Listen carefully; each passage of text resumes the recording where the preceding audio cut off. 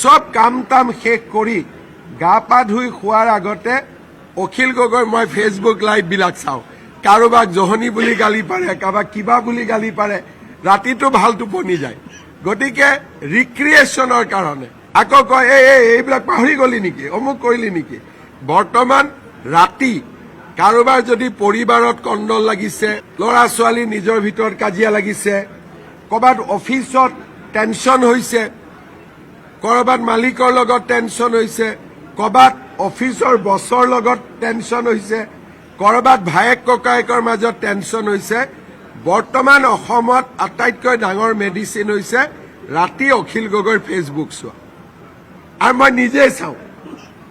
মই এক প্ৰকাৰ ফেন হৈ গৈছো অখিল গগৈৰ ফেচবুক লাইভ চোৱা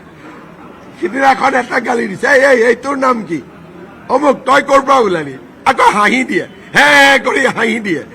আকৌ চাই গতিকে বৰ্তমান আটাইতকৈ টেনশ্যন ৰিলিজৰ কাৰণে আটাইতকৈ ভাল হৈছে অখিল গগৈৰ ফেচবুক